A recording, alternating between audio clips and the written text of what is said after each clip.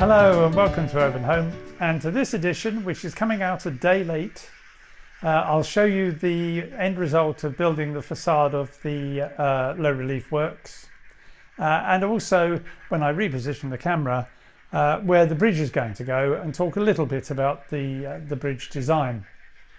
I'm right up against timing for producing this edition because it's now Friday afternoon. I finished the low relief works about 10 minutes ago. Because, as usual, being somewhat over ambitious, I'd forgotten how long it takes to do the work of building, scratch building. But nonetheless, here we are, out and released. So let me just reposition the camera and I'll talk a little bit about where the bridge is going to go that will connect the two, the works with the depot. Here you can see a mock-up of the bridge that I made to try and give myself an indication of where the bridge would need to sit and how high it would need to be to allow trains to pass underneath it. It was also in trying to do the bridge, because I had intended to get on with building the bridge, that made me realise that I had to complete the facade first, because obviously the position where the doorway is critical for knowing how tall the bridge is. But I did at least get this far. It's going to be a single span bridge. I've been doing lots of research before anybody says that's very long for a single span bridge. There are longer. This is about 25 meters long. There are ones on the East Coast Main Line, and there's one outside a station, Hindley, near Wigan, which is somewhere in the region of about 33 meters long, I think. Originally went over something like 8 or 9 tracks, but now with beaching and the rest only goes over 2. So I'm quite content that a single span bridge could work in this way. And as you'll see, it will land here and the stairs will go down to give access, and it will come across into the shed. In terms of construction, I had to put this pillar on here because that's obviously it needs something to hold it up, but the bridge will go straight into the works front. And the one thing I've got to decide when I put this in place, this is the height it's got to be to allow everything safely to pass underneath. If this is higher than where the doorway is, then I'll put a few steps up in the way that it's quite often done with footbridges. And I think what I'm going to do, I'd initially thought about having a kind of plated side, but they're not very tall, and they wouldn't be that big. This is, I think, about 5 foot scale. So instead, I'm going to repurpose a girder that I got from York Model Railways a while ago, and probably put it on an H-beam to provide me with the sides. And I've bought various plastruct steps and railings to build the stairs going down, which will give me what I want, I think. But as I mentioned, it was when I was starting to think about building this that it made me realise I really had to get on with building the front of the works. So what we'll do now is go back 2 weeks to when I started to take what you'd already seen and turn it into the front of the works. And in this video you will see the completed front of the works. At the end of the last video, I rather airily said I will get on and do the top half. And to be fair, I did have in my mind roughly how I was going to achieve that. The problem is roughly was too rough. And as I started to seriously think about how I was going to build the frames and fit them all in, I thought I was making life too difficult for myself, and also requiring a degree of precision which just might be difficult to achieve. And so I had to let my brain whir around for a bit, and it is now Tuesday evening, following the last video going out. But yesterday evening, or yesterday afternoon, things started to come together in my diseased mind. And as so often, having solved one problem, a whole series of the rest then just fell into place. So what I had in mind to do what the first idea that came to me was that I would get a piece of card. This is a test piece, but that would be 6mm from the bottom of the window to the end, because that will sit in the frame and give about 5mm gap before you get to the window sill. And I would do a piece of card that would be 210 meters long. I would do the 6 windows in that section, lining them up on the centers of the pairs below. And I thought, well, I'll have a go at see whether that might work. So I created this one piece of card. I built the frame out of 2mm by 1mm styrene, which is the same as you have there. So that was similar. And this is what I produced. And then I looked at it and I thought, actually, that frame is much, much too thick on the uprights and probably the lintel going over the top. That in reality, that's 6 inches, which makes for a pretty thick piece of a lintel. I thought the depth for the bottom is probably about right for the sill. So I started looking at different thicknesses, and I realized that although ideally this upright here is probably in reality, in terms of what's available in strip styrene, something like 0.25mm, something around, what would that be, 1.5 inches, something like that. That would be too thin. 0.5mm, because you wouldn't be able to see it at 0.25mm. 0.5mm was not very helpful, because when you stuck the window behind, there wasn't enough to stick the window to if they were only 0.5mm. So in the end, I went with going with 0.75mm, which is probably a bit on the thick side, as for uprights and the lintel that goes across. The other thought that occurred to me was that actually the sill would project slightly. So I changed that one up to be 2.5mm. And if I remove this one now and put this one in, I think you'll see that if I bring this into focus and then put the other one beside it, that does look better. And although you can't see it very well, you'll see that the sill does indeed project. Now the card obviously is going to will butt up against that, but it still will project a little bit above the card.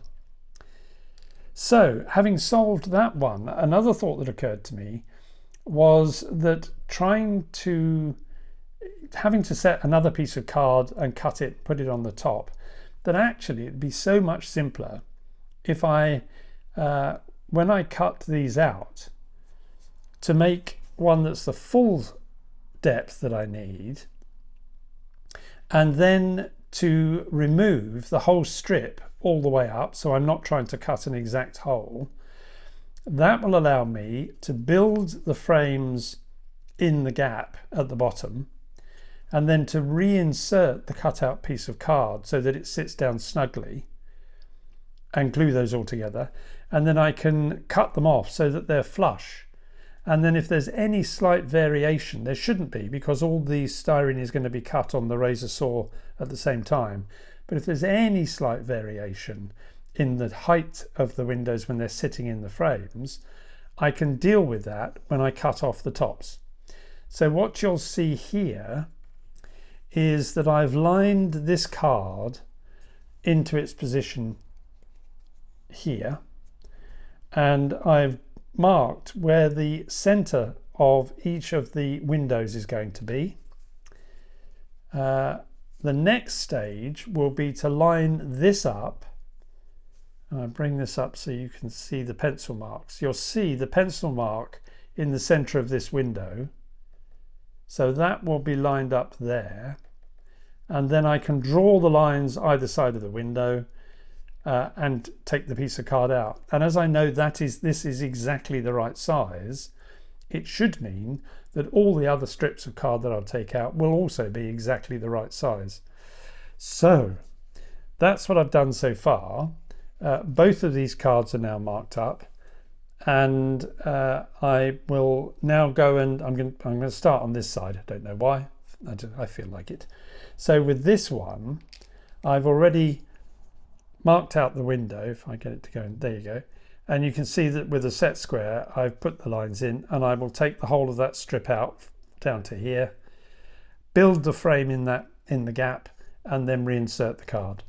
So I've got what's that? 12 of those to go away and cut.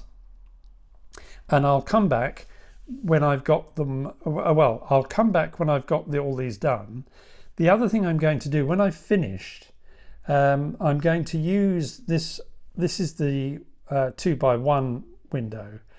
Once I've finished with this as a template, I'm going to stick this in, and I will have a go at testing how well the glue and glaze works on these windows.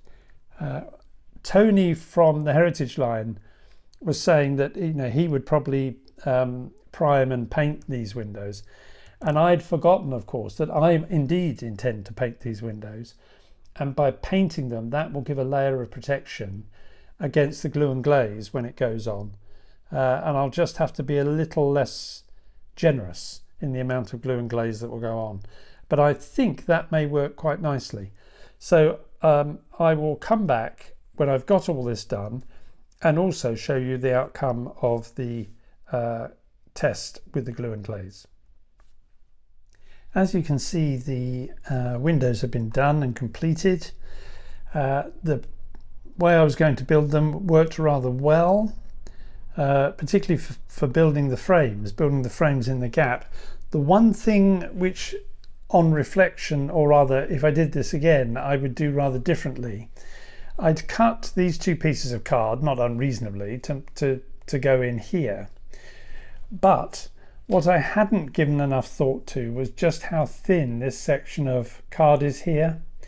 And what that means is that can bend slightly. So if the the lintel essentially, or that one is too wide, it will push these two pieces apart. So I had to be very accurate with the lengths of these pieces. I think it would have been better if I'd have left, because this was, fortunately, because this is A3, it's just two pieces of A4, to have left the piece on here, which would have stopped that slight bowing out. So I had to be really firm that as I glued everything together, I was holding it together so that this didn't buckle. But as you see, they've come out as I would want them to do, and they're in their positions, and I think I'm quite happy with that. I think that really will look quite good. For the door, I'd been musing how to put the door in, and there's not really much in the way of industrial doors. There's plenty of engine sheds and doors for engine sheds of varying kinds, but not the kind of door that you might have just as to get out onto a walkway. There was one company which had taken over the stuff from PD Models, which had their brass etch doors, but the postage costs made it just not sensible to buy those. So in the end, what I've decided to do is I will cut a doorway in here once I'm clear on the design of the bridge. I'll cut a doorway in here, build in a door frame, and then use this corrugated silver foil and use just a piece about halfway down, or coming down from the top, to give the impression of a roller shutter door. And I think that will be fine. One, because actually you'd really have to look hard and bend over to see the thing, and two, it'll just do the job for me. One thing I will do just at this point, before I actually get on with doing some work, relating to scale really, As you know, I want to use the same bricks that I used on the side of the engine shed, which I've shown a number of times in the last two videos, which I thought was 2mm scale brick plasticard. So I ordered 2 sheets of it from Peter's Spares. This is the brick that I've been using. You can see the pattern of the brick. And this is 2mm plasticard. Can you see what it is yet?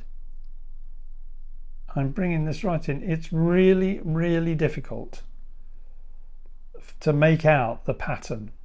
And it reinforced for me something that I've said many times, that on occasion you have to ignore scale to what looks right.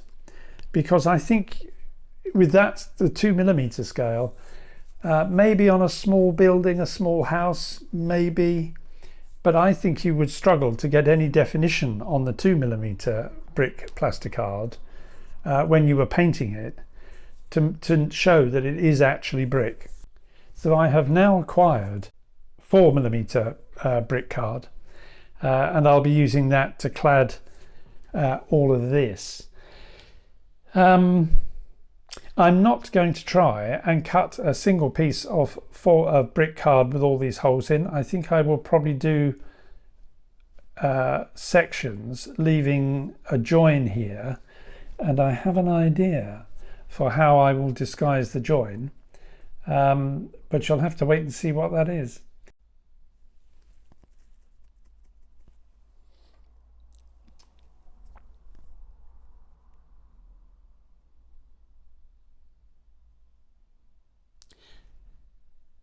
As you will have gathered from the introduction, I was wildly over-optimistic on how much I was going to get done. And I finished this really only about maybe half an hour ago. So there are obviously 13 pieces of card across the top and 3 pieces of card across the bottom. And they've taken ages and ages because it's really detailed work. And this, you know, you can take 0.5 millimeter off and it's too big. The window is too big and it looks daft. So there were 4, I think, from the top here that were rejected, but I managed to do it. I managed to glue them on, and as I was gluing the ones on the left hand side, I discovered that the bottom was dead straight, but the top rose but up by 1 millimeter from one end to the other. Oh God, I was so pleased it wasn't the bottom. If the bottom had been out, then all the windows would have been out and I'd have been in deep, deep trouble. However, so that had to be remedied, but you can now see that it is complete. Now I took a couple of photos as I was building because because it's such close work and I've got my lit headset on, and I don't think you would see very much, frankly, if I tried to film it. And there is only so much that I think you want to sit and watch, but if you really would like to see every blow-by-blow move, then do let me know. Just to show you how this has been put together, if I turn it over,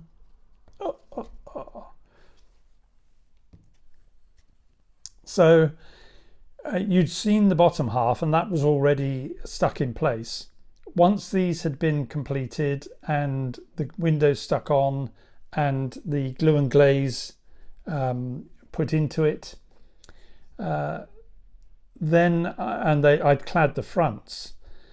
I then fitted this into the H-beam here, but I was concerned on 2 fronts really. One, there was only about 1 millimeter, 1.5 millimeters of card going into the H-beam, which makes for a quite weak link. And I was worried about it folding forward or backwards. And in the end, but I also, if you were trying to glue them, they would spring out and I couldn't think how to clamp them in. And in the end, the solution that came to me was to use card in this way. So build up the card by 2 places where a strip of card would then stick across, and of course that was held very tightly whilst this went on. Rocket card glue, the model maker's friend. We got on quite well, rocket card glue and I, mainly because I've reverted to using the glue tips rather than using a separate bottle, and everything seemed to run hunky-dory there. This was the big one because it's got to go through where the entrance will be, and that seems to work very well, and it's made it really stable. I'm really pleased that this does not bend forward or back. I've stuck the piece of wood on the bottom, so that's enabled me to stand this up. And at this point, I took a short section of what it looks like looking exactly face on, and I put a light behind. Oh yes, no, I gave you a sneak peek, if you're quick, of something that is going to be sitting behind the windows once it's made, which is this. And I'm really grateful to Rob Appleby, who made this. He got this as a kit. He's a member of Merg, and he put this together, and he asked me, did I want it for the railway? And I do, and it's going to go in here, and that's what's providing the look of an arc welder, which is one of two things that's going to be in to give me the look of some welding going on at one part, and then I've got a red light that comes on and off to give the idea of some foundry work, which will be at the other. I mentioned, I think earlier, that I had an idea how to cover up the little bits of card that would, because there is of course joins underneath each one of these, and it occurred to me to use the coins but flattened out as a kind of pattern, and doing that in the top you had to do something in the bottom. But it wouldn't work because of where these are positioned if I just followed the pattern right the way through, so I offset them. But I'm really very pleased with how this has come out. It is what I had in my head. You'll see it's got the entranceway. I haven't yet built the back of that, and I can't just at the minute find the silver paper to show you what it will look like.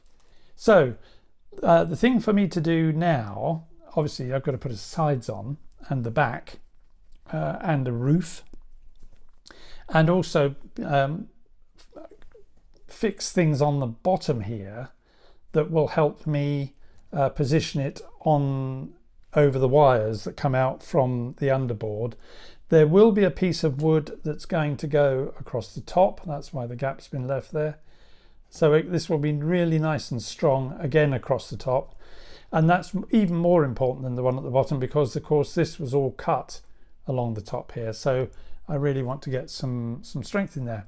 But I am really pleased with the outcome here, and so I think what I'll do now is take you back up on the layout just to end the video.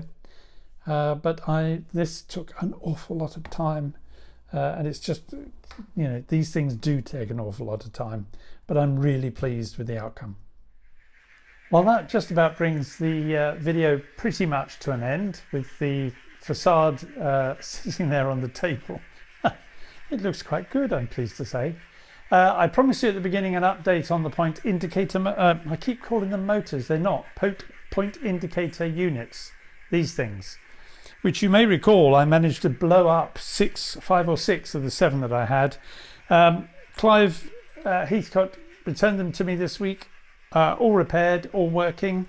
I haven't tested them yet, but he said they're working, and I absolutely trust him, and repaired them pretty much at just the cost of the parts, which was just fantastic, seriously fantastic. He's a great guy to talk to, and I'm really impressed with both the way he runs his business, but also with the stuff that he's got.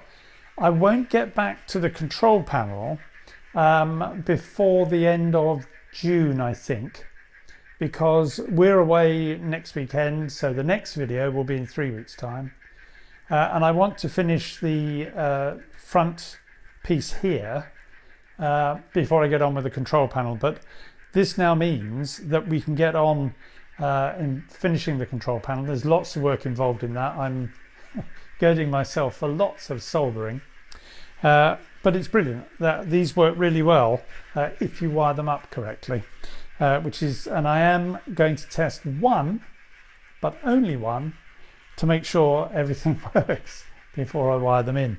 But that's very good news. I also got in contact with the person that's going to be building my baseboards, and I'm waiting for him to send me the CAD designs, but I told him what my overall time frame is, and he's absolutely sure that, well, I'll have the baseboards in time. You may have seen Revolution are closing the order book at the end of June, and it's going straight into production, and they're saying delivery of the underground units in Q4 25. So I said I wanted the baseboards by October, and I will have them by then. But there's no desperate rush at the moment, because I've still got lots of work to do on the control panel and on the front here of the layout. Now, I'm very conscious that you've not had many running trains. I will do a montage now as the music plays out, because I just have run out of time to get a proper running session done. But I'll try and get one in for the next video. But until I speak to you again in about 3 weeks' time, that's bye-bye from me. Bye-bye.